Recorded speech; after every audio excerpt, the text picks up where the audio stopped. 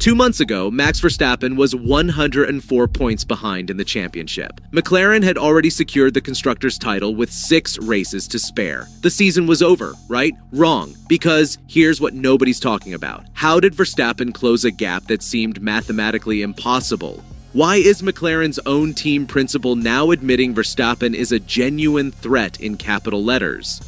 And what happened at Singapore Red Bull's historically worst track that has completely changed everything we thought we knew about this championship fight?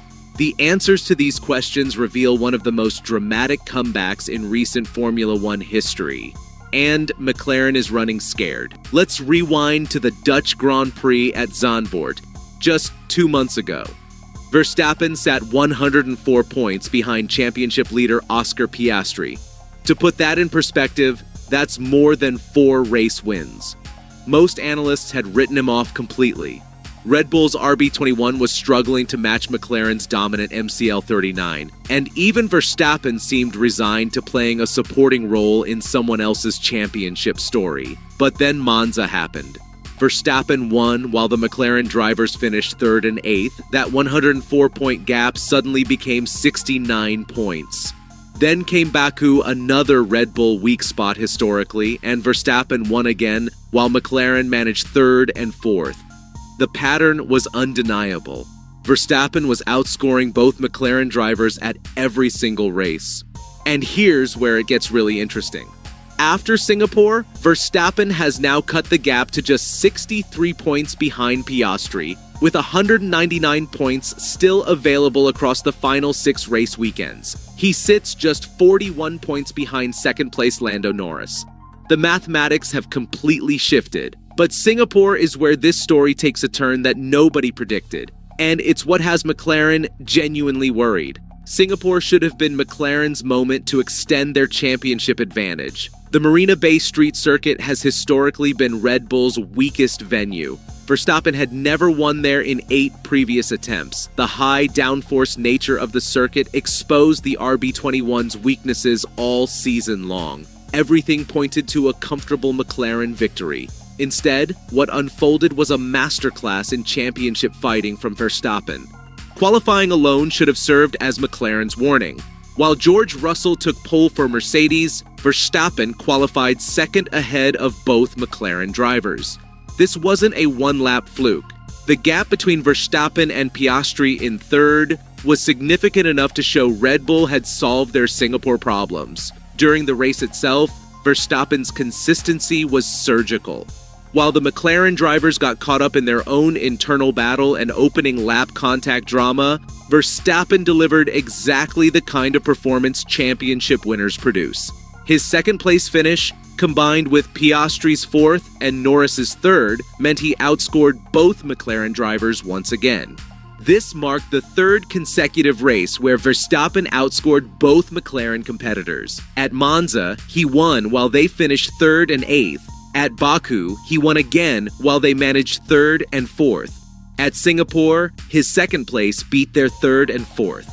This consistent pattern is exactly how championships are won. But here's what makes Singapore truly significant. It proved Red Bull's improvements weren't limited to specific circuit types. They've now shown they can compete and win on low downforce circuits like Monza, street circuits like Baku, and high downforce tracks like Singapore. This versatility across different racing conditions is the hallmark of a championship-winning package. McLaren team principal Andrea Stella has been forced to acknowledge this new reality, and his words are telling.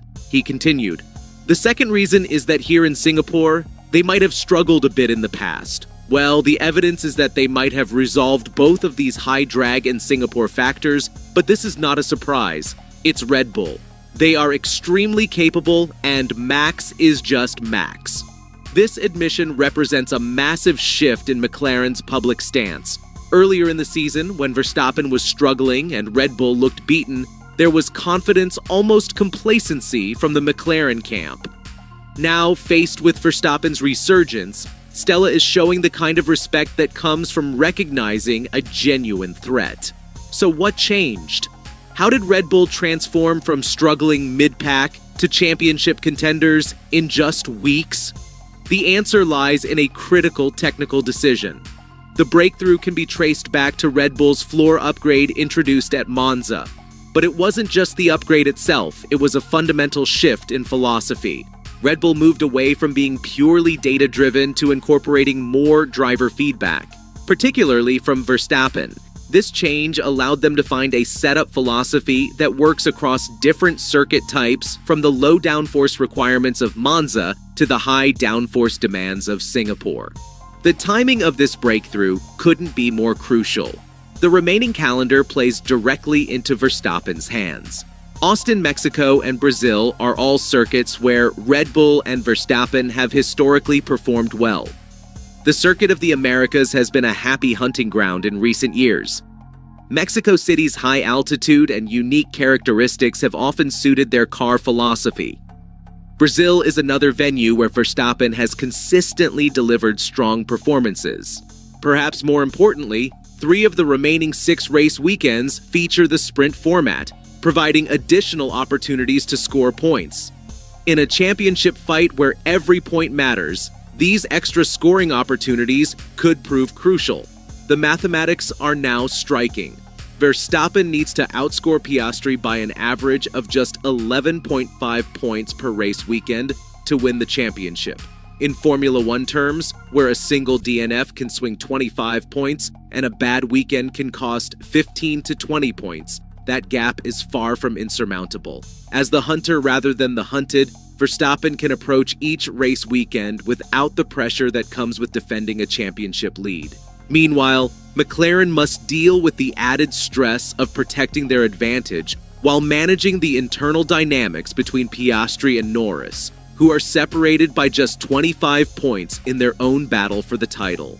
Stella acknowledged this challenge, admitting that McLaren would like to make Formula 1 boring by dominating every weekend, but recognizing that normally Formula 1 is competitive. It's tight. You have to accept the fight, and that's what we are doing. The championship fight that many thought was over has suddenly become one of the most compelling in recent years. Verstappen's comeback has transformed the final 6 races from a McLaren coronation into a genuine battle between 3 of the sport's most talented drivers. So here's what we're watching. Can Verstappen maintain this momentum through the American triple header? Will McLaren's internal battle between Piastri and Norris cost them the championship? And most importantly, has Red Bull really solved their setup issues permanently, or will McLaren strike back? With momentum firmly on his side and a car that can now compete on any circuit, Verstappen has reminded everyone why he's considered one of the greatest drivers of his generation.